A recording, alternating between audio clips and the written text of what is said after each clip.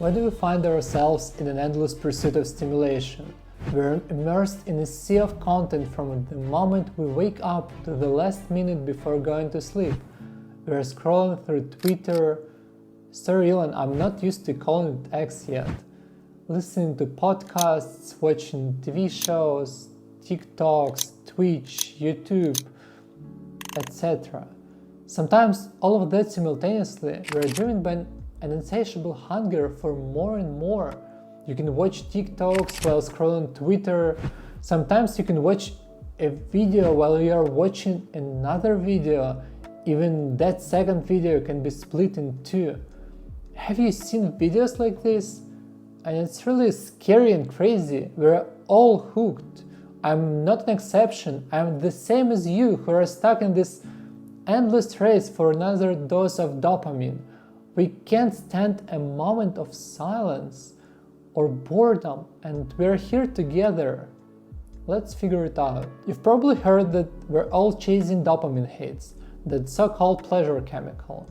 The conventional belief is that every time we encounter something enjoyable, dopamine floods our brain, compelling us to seek more of the same.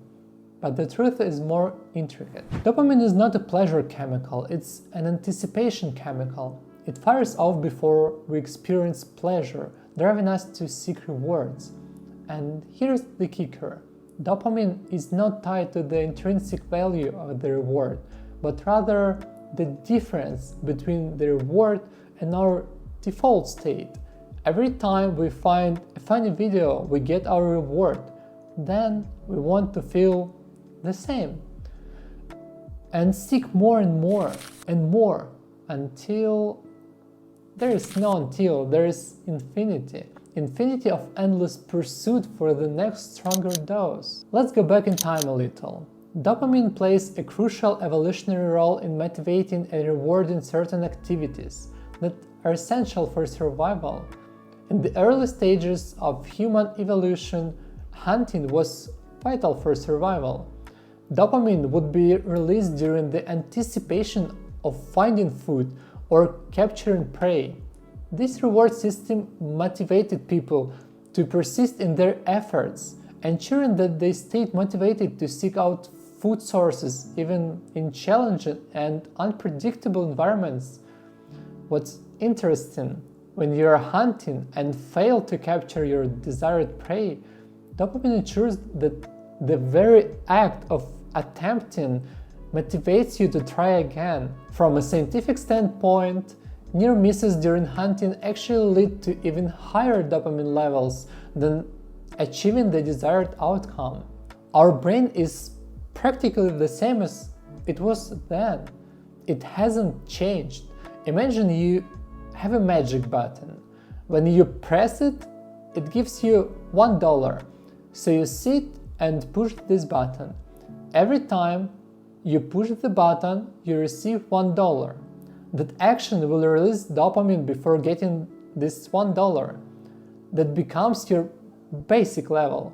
Then you start to get $10 every time you push the button, and getting $1 is not appreciated anymore. You'll get a little more dopamine for a little while, and sometime after your dopamine level will return to the value when you pressed the button and received $1. But a little later, this dopamine level will decline even more. If you suddenly start getting $1,000 by pushing this button, the process will be the same. And you want to try again and again and again. This example is very exaggerated and simple. So, as we continue to seek and indulge in the same reward, we begin to notice diminishing returns.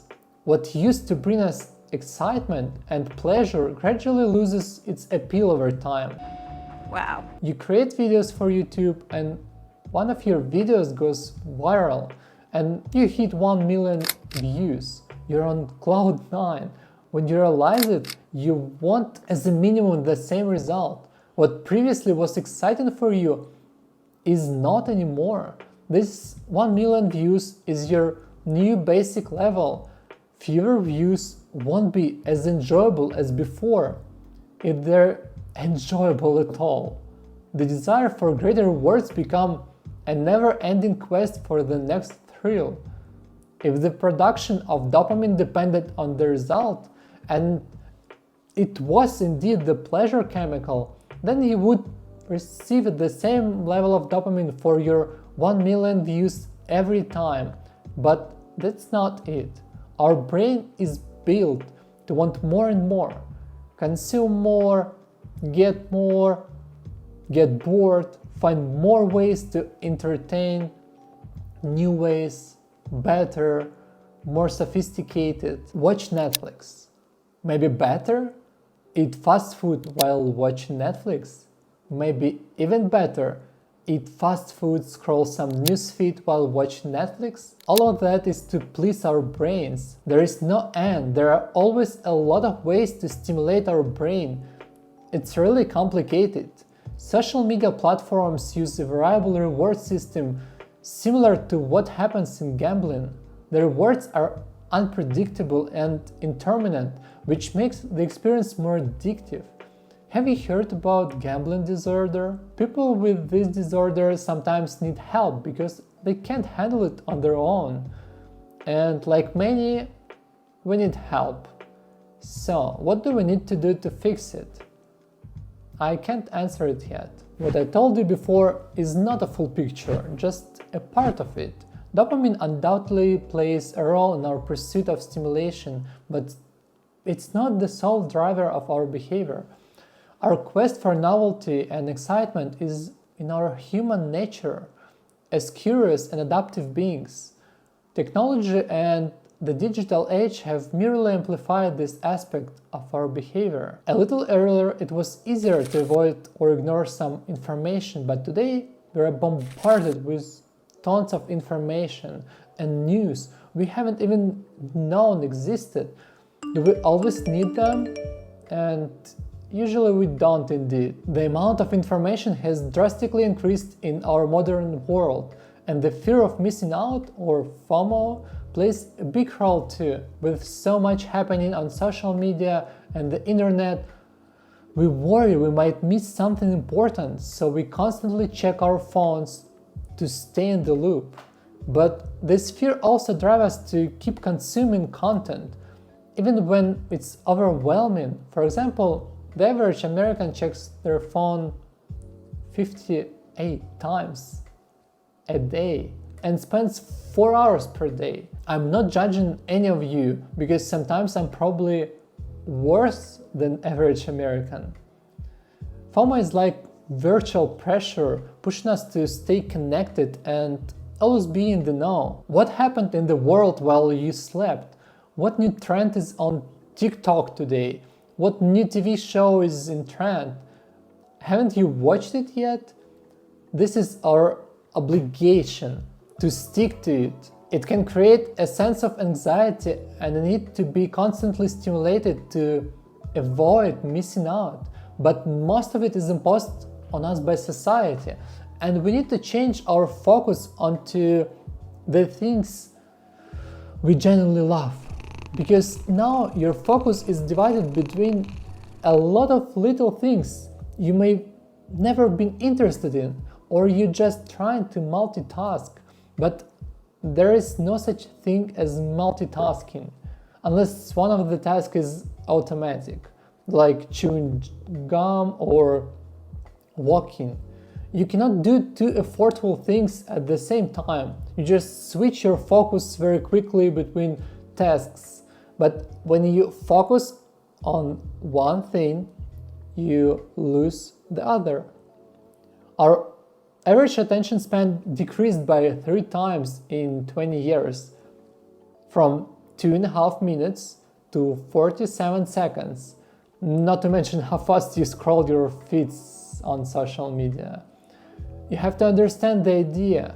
The more you thoughtlessly consume, the more you want. The more you want, the more you consume. Once you understand this idea, we'll understand our hunger for constant stimulation, and it's the first step to breaking this endless cycle. You're not alone. Just Take a look around. People are addicted. This problem is not only yours, it is the problem of the modern humanity, and every year it gets worse thanks to technology. There is no way that a person can just completely cut off technology and live in today's world, but we can learn how to live with it in a way that improves our lives, not destroys it. There are a lot of ways to battle these addictions, but I'll tell you only some of them. Turn off your notifications. The most obvious one, I guess, is to turn off your notifications, not to be distracted every time they pop up. If you turn on this do not disturb mode, don't worry about missing out on something important. You can add your family to the exception and you will receive calls, messages from them. Just adjust it for you. Set realistic time limits. Try to limit yourself, for example, to 60 minutes per day or less, from 4 p.m. to 5 p.m. You can use a timer. Set a timer for 60 minutes to spend on social media, and when it goes off, just stop. Another way is to download an app that will track your usage and limit your access. I don't use any special apps for this purpose, but I think you can find some. Make it hard to access. I think it's the most useful tip for everyone. Delete an app from your phone. Set a password to open it. Remove it from your home screen. Hide it in some folder. Install an app that can prevent access to the application. Sometimes I find myself opening some app without a real purpose and end up endlessly scrolling for I don't really know what. Scrolling for scrolling. But if I need to enter a password or wait 10 seconds before it opens, I have time to realize it's not what I want. I do it just on impulse and close the app. Replace your time scrolling with things you want to learn. I checked my screen time and it ranges from 3 to 8 hours. Let's take 4 hours a day, 28 hours a week, 1500 hours a year.